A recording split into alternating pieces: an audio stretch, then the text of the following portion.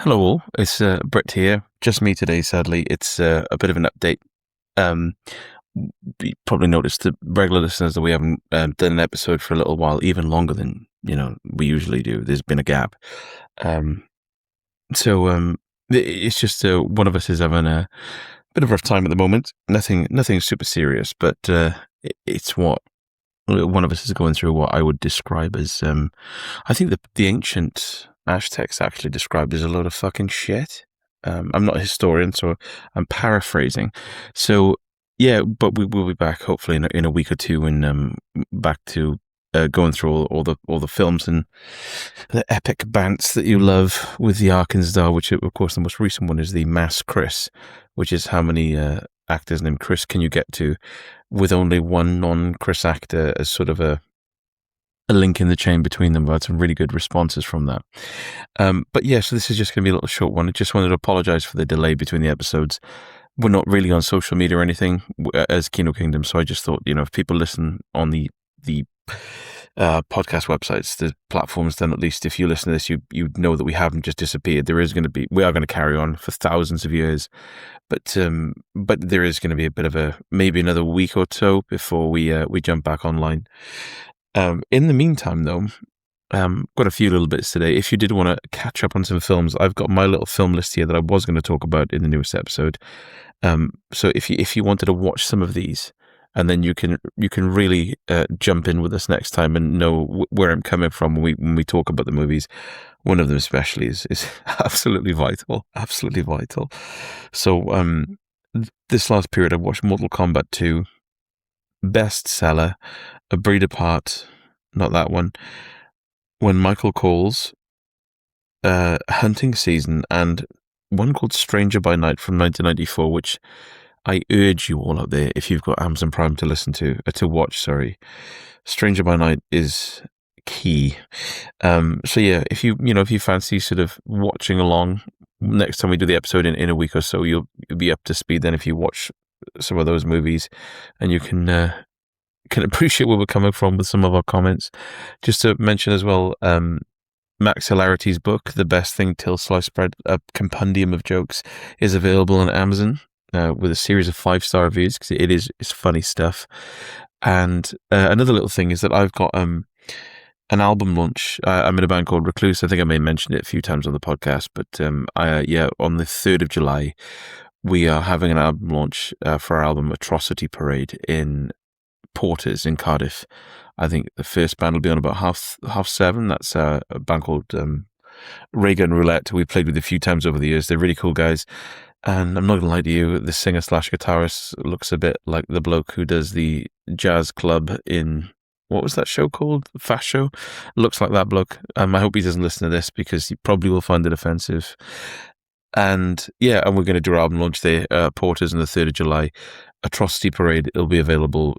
There's a few, if you go to recluse.bandcamp.com or Spotify, there's a load of songs up at the moment, but the album is out on the 3rd, and we've got merch and stuff if you fancy that.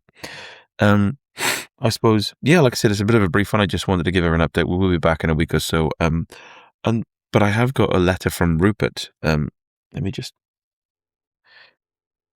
to sort of explain his absence here. It's a bit of a long one, so let me just wet my whistle. He sent this to me, and I haven't I haven't read this, but hopefully, I mean, I'm not sure what's going on with him, to be honest. But hopefully, this will explain what's going on. Let me just make sure that everything's, yeah, okay then. There we go.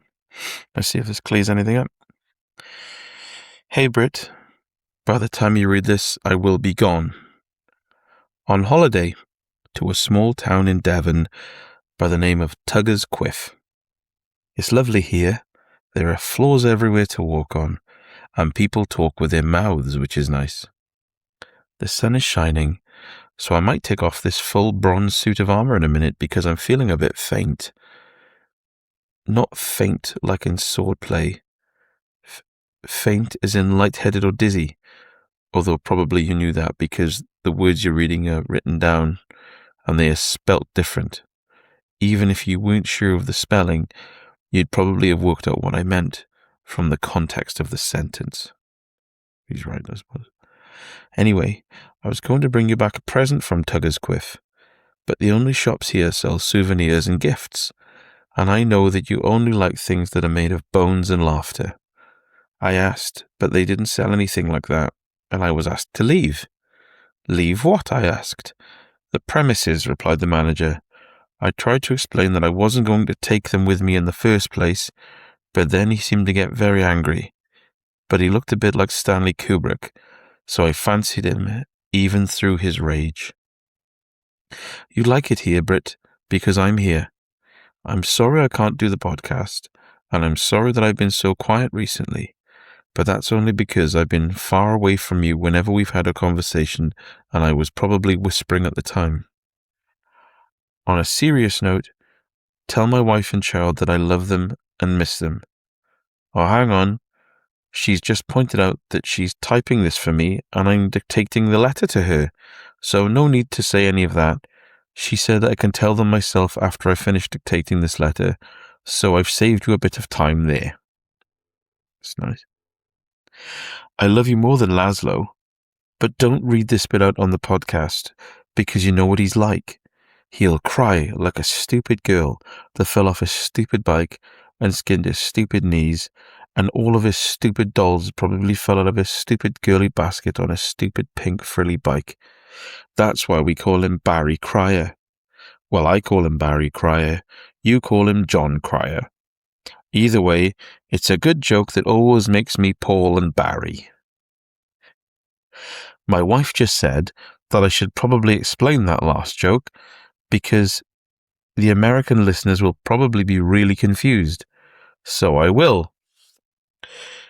The Chuckle Brothers, Paul and Barry Elliott, were a British comedy double act who rose to fame through children's television, most notably with their long-running BBC show Chucklevision, 1987 to 2009, which featured their trademark slapstick humour, catchphrases like "to me, to you," and simple comedic storylines. Coming from a family of entertainers, they began performing in talent shows and clubs in the 1960s before gaining wider recognition after winning Opportunity Knocks in 1967. Over the following decades, they became beloved figures in UK family entertainment, also appearing in theatre performances and various TV specials. Their popularity endured across generations, with their humour gaining a cult following even among adults. After Barry's death in 2018, Paul has continued to perform and celebrate their legacy. Tell the listeners that I hope they're all okay, unlike my feet, which certainly aren't. I don't know what's going on with them, but they aren't right. They really aren't right, Britt. Last night in bed, I took my socks off in the dark, and my wife started coughing and asked if something had died in the wall cavities of the cottage. Then my son walked in and asked why the world smelt like the sad memories of a rat. I laughed and told him it was nothing to worry about and go back to sleep. It was probably just a major gas leak, and leave me alone and stop looking at me. But it was my feet, Britt. It was certainly my feet. It's never been my feet more. See you soon. Well, I'm looking at you now, actually. A photograph of you. Well, a picture I've drawn of you. Well, some household items I've rearranged on the floor in a rough estimate of your silhouette. Anyway, have a lovely time and thanks for listening. I don't even know how this letter got finished, actually, because my wife is now asleep, and I'm just talking to myself in the dark room, but I can still hear typing. Maybe I'm in a Stephen King short story. No, that can't be true, because there's no Dicky paintings around.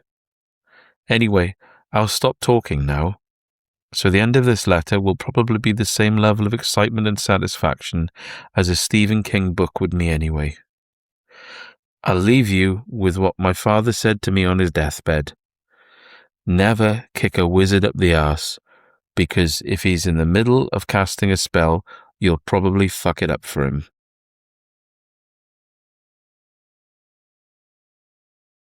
That didn't really clear anything up, did it?